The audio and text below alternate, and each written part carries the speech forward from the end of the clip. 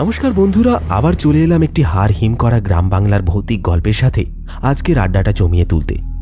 আজ আপনি শুনবেন লেখিকা তনুজা রাহা বিরচিত কাহিনী ঝড় উঠল চাপাডাঙ্গায়। তাহলে চলুন বেশি সময় নষ্ট না করে শুরু করা যাক আজকের এপিসোড। শুরু হচ্ছে ঝড় উঠল চাপাডাঙ্গায়।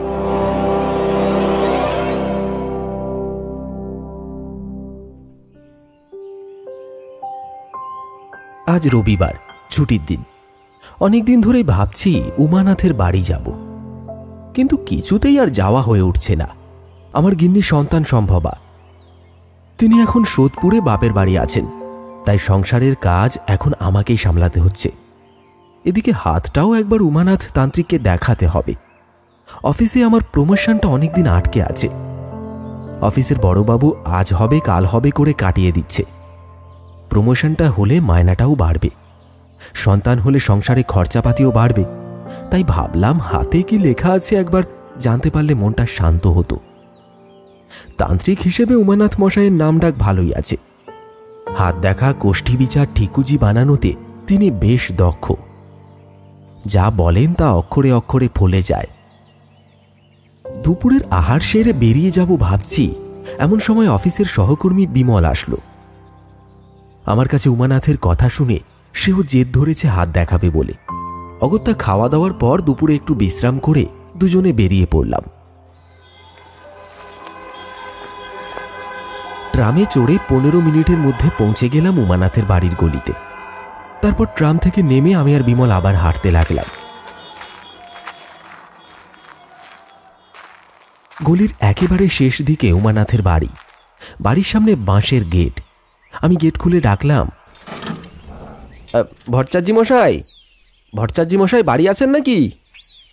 মিনিট খানেক পর উমানাথ বেরিয়ে এলেন।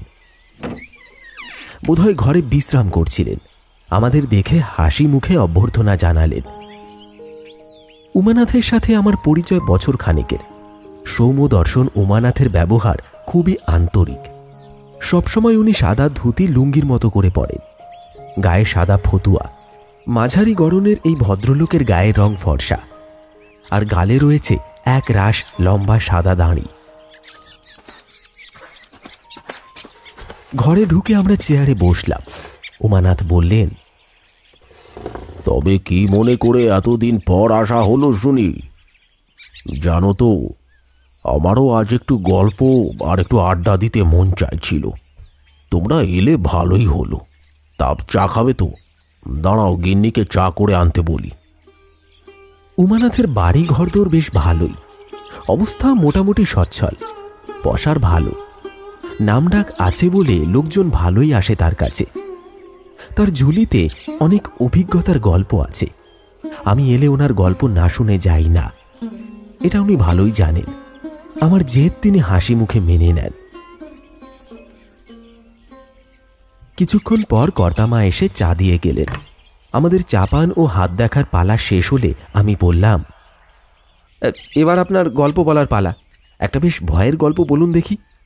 উমানাথ বললেন, এসব গল্প নয়, আমার প্রত্যক্ষ অভিজ্ঞতার কাহিনী। নানান জায়গা থেকে মাঝে মাঝেই আমার ডাক আসে। বিভিন্ন জায়গায় ভৌতিক উৎপাত বন্ধ করার জন্য আমাকে যেতে হয়। লোকজন এসে আমাকে সঙ্গে করে নিয়ে যায়। তেমনই একবার চাপাডাঙ্গা বলে একটা জায়গায় যেতে হয়েছিল। সেখানকার জমিদার মশাইয়ের বাড়ি একটা সমস্যা হয়েছিল। জমিদারের 2 মহলা বিরাট প্রাসাদ। জমিদারের 2টি কন্যা সন্তান। তার ছোট মেয়েটির বয়স তখন 4 বছর। ঘটনাটি তাকেই কেন্দ্র করে। সেই মেয়েটির পুতুল খেলার খুব শখ ছিল।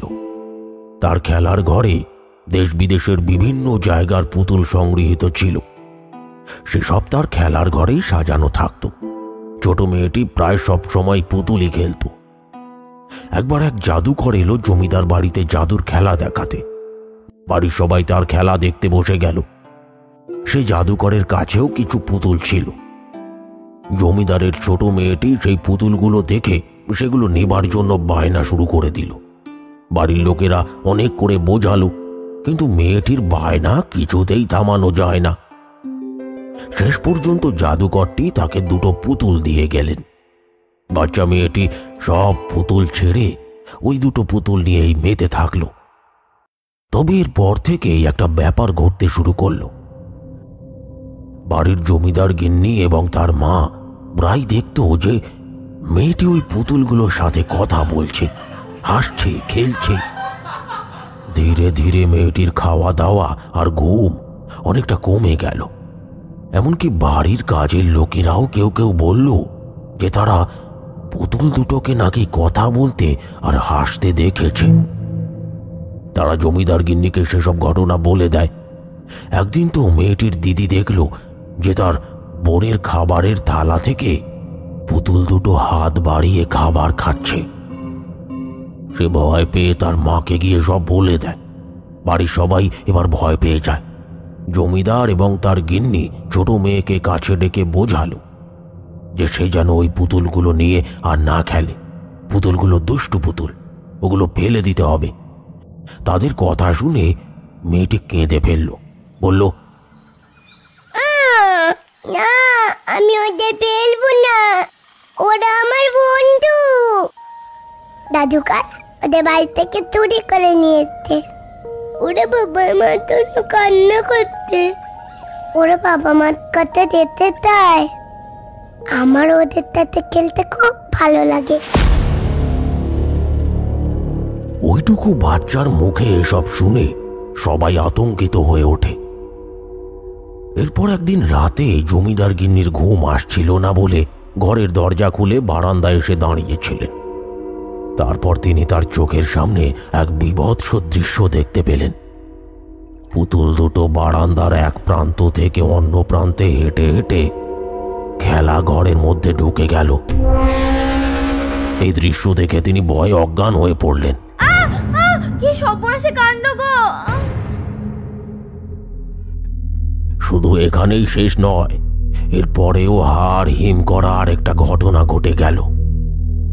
ছোট মেয়েটি একদিন তার আঁকার খাতাটি এনে তার বাবা মাকে দেখালো। খাতায় দুটো পুতুলের পাশাপাশি মেয়েটির নিজের ছবিও আঁকা ছিল এবং সেই ছবিগুলো সে নিজেই এঁকেছে। পুতুল দুটোর নিচে তাদের নামও লেখা আছে, শান্তা আর কান্তা। আর নিজের ছবির নিচে তার নিজের নাম উর্মি লেখা রয়েছে। জমিদারের ছোট মেয়েটির নাম ছিল উর্মি। এ সমস্ত ঘটনায় বাড়ির সবাই বেশ আতঙ্কিত হয়ে পড়ল। অনেক ভেবে জমিদার মশাই ঠিক করলেন উর্মি রাতে ঘুমিয়ে পড়লে পুতুল দুটোকে তিনি দূরের জঙ্গলে নিয়ে গিয়ে ফেলে দেবেন। এগুলোকে আর বাড়িতে রাখা যাবে না। সেদিন রাতে মেয়ে ঘুমিয়ে পড়ল। তিনি পুতুল দুটোকে জঙ্গলে ফেলেও দিয়ে এলেন।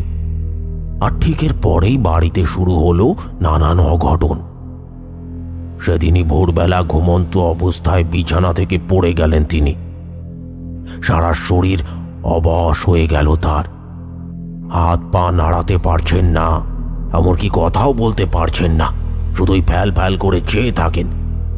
কান্নাকাটি করে করে জমিদার গিন্নিরও অবস্থা খারাপ হয়ে গেল। এর ঠিক কয়েকদিন পরেই জমিদারের বড় মেয়েটি সিঁড়ি থেকে আচমকা গড়িয়ে নিচে পড়ে গিয়ে পা ভেঙে ফেলল। সারা বাড়িটা যেন কেমন চুপচাপ হয়ে গেল। সবাই বেশ ভয়ের মধ্যে দিন কাটাতে লাগলো। এরপর থেকেই রাতের বেলায় বাড়ির বাইরে থেকে বাচ্চাদের কান্নার আওয়াজ শোনা যেতে লাগলো। মনে হতো ছোট ছোট পায়ে কারা যেন বারান্দায় হেঁটে বেড়াচ্ছে। এসব ঘটনার পর জমিদার গিন্নি এবং ওনার শাশুড়ি মা এক পুরোহিতকে দিয়ে অনেক পূজা আর্চাও করিয়েছিলেন, কিন্তু তাতে কোনো লাভ হয়নি। ভৌতিক উপদ্রব চলতেই থাকে। ছোট মেয়ে উর্মি খাওয়া দাওয়া ততদিনে প্রায় ছেড়েই দিয়েছে। রাতে জমিদার গিন্নি ঘুমের মধ্যে ভয় পেয়ে চিৎকার করে ওঠেন। বলেন পুতুল দুটো তাকে গলা টিপে মেরে ফেলতে চাইছে। ওরা নাকি ওদের সবার সাথে সাথে উর্মিকে মেরে ওদের সাথে নিয়ে যাবে। এমনই ভীষণ আতঙ্কের মধ্যে দিয়ে সবার দিন কাটতে লাগলো। জমিদার বাড়ির এক কর্মচারী একদিন গিন্নিমাকে বলল, গিন্নিমা, উমানাথ বলে একজন তান্ত্রিককে আমি চিনি। শুনেছি উনি ভূত প্রেত বিতরণে সিদ্ধ। যদি বলেন তো একবার তাকে এখানে নিয়ে আসি। গিন্নিমা মত দিলেন। সেই কর্মচারীটি তখন এসে আমাকে চাপাডাঙ্গায় নিয়ে গেল। সেদিন সকাল থেকেই প্রচণ্ড ঝড় বৃষ্টি চলছিল, কিন্তু ওই কর্মচারীর মুখে সমস্ত ঘটনা শুনে আমি আর থেমে থাকতে পারলাম না। ও ঝড় বৃষ্টি মাথায় করেই তার সঙ্গে রওনা হলাম। জমিদার বাড়িতে প্রবেশ করতেই আমার কেমন যেন একটা অতি প্রাকৃত অনুভূতি হতে লাগলো। মনে হচ্ছিল যেন একটা অশুভ শক্তি, তার প্রচণ্ড ক্ষমতা, সে যেন বাড়িময় ঘোরাঘুরি করছে। সেই অশুভ শক্তি যেন প্রতিহিংসা পরায়ণ হয়ে উঠেছে। আগামী কয়েকদিনের মধ্যেই অনেক বড় কিছু অঘটন ঘটতে পারত, কারণ দিনে দিনে সেই আত্মা আরও শক্তি সঞ্চয় করে শক্তিশালী হয়ে উঠছিল। সে সকলের অনিষ্ট করার চেষ্টা করছিল। আমি প্রথমেই জমিদার মশাইয়ের সাথে দেখা করতে চাইলাম। গিন্নিমা আমাকে তার ঘরে নিয়ে গেলেন। দেখলাম তিনি ঘরের ছাদের দিকে তাকিয়ে শুয়ে আছেন। হাত পা নড়ানোর বা কথা বলার কোনো ক্ষমতা তখন তার মধ্যে বিদ্যমান নেই। তার ঘর থেকে বেরিয়ে আমি গিন্নিমাকে বললাম, যা যা ঘটেছে আমাকে শুরু থেকে শেষ পর্যন্ত খুলে বলুন। তিনি আমাকে সবটা বললেন। সেই সময় আমি যেন আমার চারপাশে সেই অদৃশ্য শক্তির উপস্থিতি টের পাচ্ছিলাম। আমার পঞ্চ ইন্দ্রিয় যেন আরো সজাগ হয়ে উঠছিল। মনে হতে লাগলো কতগুলো অদৃশ্য কেউ যেন আমাকে আমাকে লক্ষ্য করছে, আমাকে চারিদিক থেকে দেখছে, যেন আমাকে তারা সহ্য করতে পারছে না। আমার আগমন তাদের একেবারেই পছন্দ হয়নি। যখনই আমি এই রকম কোনো বাড়িতে গেছি, প্রতিবারই আমার এই রকম অনুভূতি হয়েছে। এরপর উর্মির সাথে দেখা করে আমি বুঝলাম অশুভ শক্তি ওকে খুব একটা ক্ষতি করেনি এখনো। এর কারণ বোধ হয় ওরা উর্মিকে বন্ধু বলে মনে করত, তাই উর্মি কখনো ওদের ফেলে দিতে চায়নি। যাই হোক, সেদিন দুপুরে স্নান সেরে আহার করতে বসলাম। বাড়ির কারোরই মন ভালো নেই। ওদিকে এক নাগাড়ে ঝড় বৃষ্টি হয়েই চলেছে সারা দিন। আমি কালবৈশাখীর ঝড় দেখেছি, তবে সেদিনের মতো অমন উন্মাদ ঝড় আমি তখন জীবনে প্রথমবারের জন্য প্রত্যক্ষ করছিলাম। বোধহয় সেসবের পিছনে ওই অশুভ অশরীরীদের হাত ছিল। জমিদার গিন্নি এবং তার শাশুড়ি আমাকে যত্ন করে খেতে দিলেন। ওরা আমার সামনেই দাঁড়িয়েছিলেন। শুদ্ধ নিরামিষ আহার। আমি ওনাদের বলেছিলাম আমি আমিষ খাই না। তবে সবেমাত্র গ্রাস মুখে তুলেছি, তখনই উপরে ঝোলানো বড় ঝাল লণ্ঠনটা খুলে নিচে পড়ে গেল।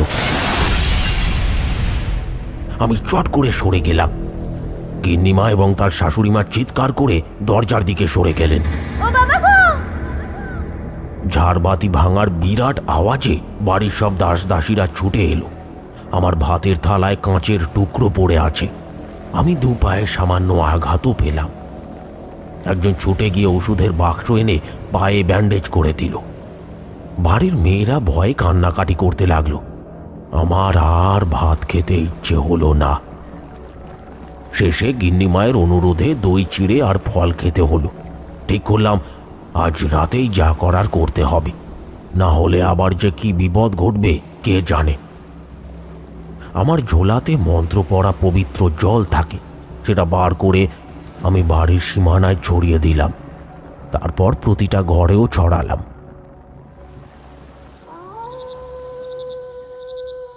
সন্ধ্যের পরপর ঝড় বৃষ্টিটা থামল। আমি ঠিক করলাম রাতের যজ্ঞ করতে হবে। তার জন্য যা যা জিনিস প্রয়োজন তার একটা ফর্দ বানিয়ে দিলাম এক ভৃত্যকে। সে বাজার থেকে সমস্ত কিছু এনে এক জায়গায় রাখল। তখন আমার কাজ হলো পুতুল দুটো যে জঙ্গলে ফেলে দেওয়া হয়েছে সেখান থেকে ওগুলোকে কুড়িয়ে আনা, কারণ যজ্ঞ করার সময় পুতুলগুলোকে দরকার হবে। একজন ভৃত্যকে বললাম আমার সাথে যেতে। এ কথা বলতেই দেখলাম ভৃত্যটি আমার সাথে যেতে দোনামোনা করছে। আমি তাকে বললাম, আমি তোমার সাথে আছি, ভয় কি, চলো। আমাকে জায়গাটা দেখিয়ে দাও। বাড়ির থেকে প্রায় 1 কিলোমিটার দূরের এক জঙ্গলের থেকে পুতুলগুলোকে উদ্ধার করলাম অনেক কষ্টে। তারপর একটা ঝোলাতে ভরলাম। সত্যি বলতে কোনো বাধা নেই। পুতুল দুটোকে ঝোলায় ভরে নিয়ে আসার সময় আমারও কেমন যেন একটা নেতিবাচক অনুভূতি হতে লাগলো।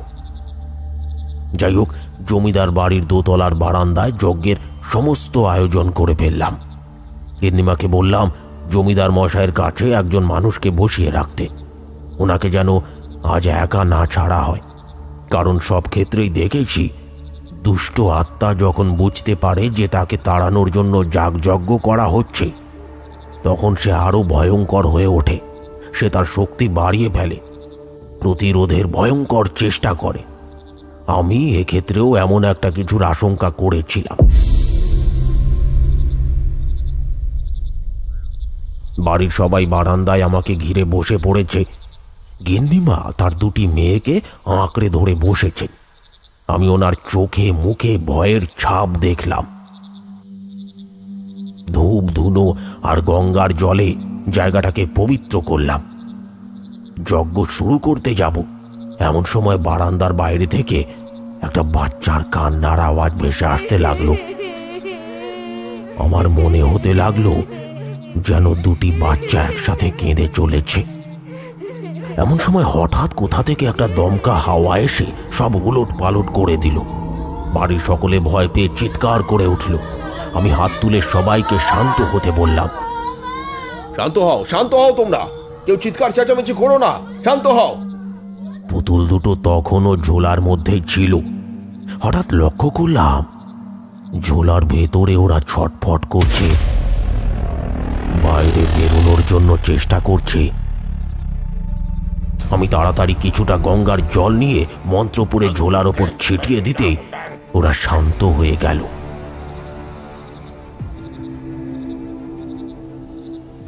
কান্নার আওয়াজটা কিন্তু তখনও হয়েই চলেছে। আমি তাড়াতাড়ি যজ্ঞের আগুন জ্বালালাম।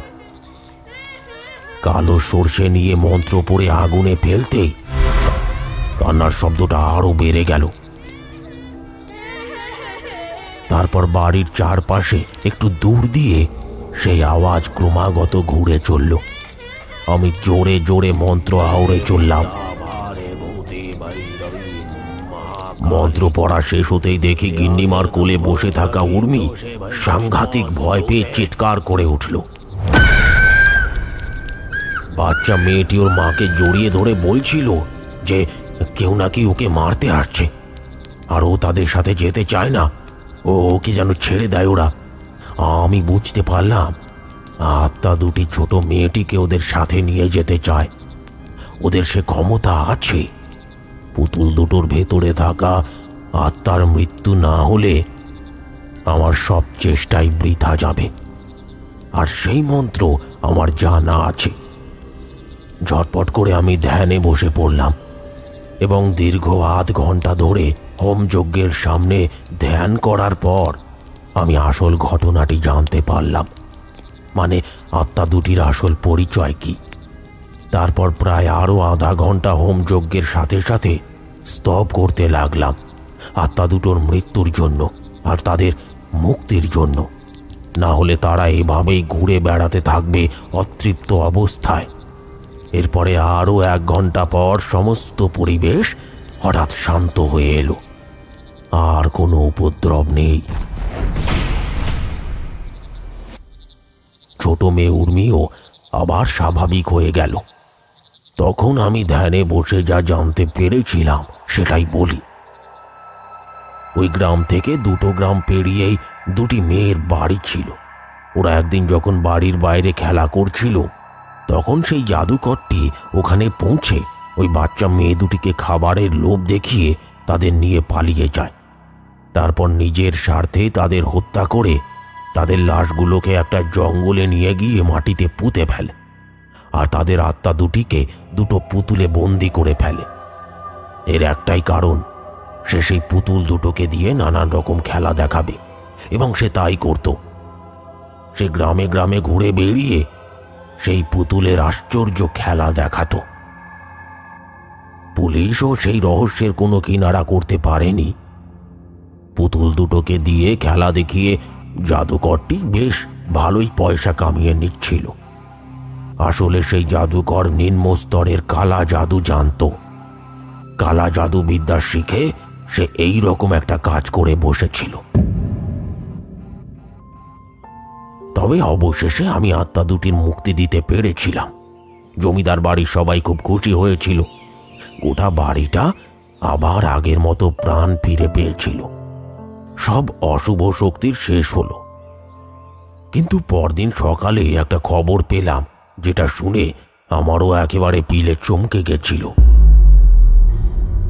আমি শুনলাম ওই গ্রাম ছেড়ে আরো 2টি গ্রাম পরে এক জঙ্গলের ভেতর ওই জাদুকর লোকটির মৃতদেহ পাওয়া গেছে। তার চোখ মুখ মরার সময় বিভৎস অবস্থায় ছিল, যেন সে কিছু একটা দেখে চরম ভয় পেয়েছে। তার চোখ দুটো অস্বাভাবিক রকম বিস্ফারিত ছিল, কারণ সেই মৃতদেহ আমি নিজের চোখে দেখে এসেছিলাম। তার মুখটা ছিল পিঠের দিকে ঘোরানো। আমি বুঝেছিলাম ওই বাচ্চা দুটির আত্মা মুক্তি পাবার আগে তাদের এই জন্মের প্রতিশোধ নিয়ে গেছে।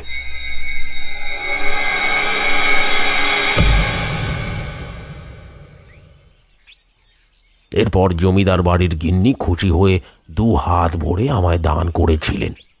পরদিন সকালবেলা আমি নিজের বাড়ির উদ্দেশ্যে যাত্রা করলাম। 2 দিন পরে জমিদার বাড়ি থেকে একটি লোক এসে খবর দিয়ে গেল, জমিদার বাবু একেবারে সুস্থ হয়ে উঠেছেন। এইটুকু বলে উমানাথ তান্ত্রিক থামলেন। এরপর আরেক দফা চা পানের পর আমরা তার বাড়ি থেকে বেরিয়ে পড়লাম।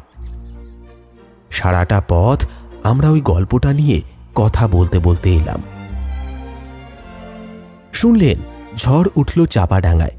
গল্পটি যদি আপনার ভালো লেগে থাকে তাহলে লাইক, কমেন্ট আর শেয়ার করতে ভুলবেন না। আসছি আরও একটি রোমহর্ষক কাহিনীর সাথে আগামী এপিসোডে।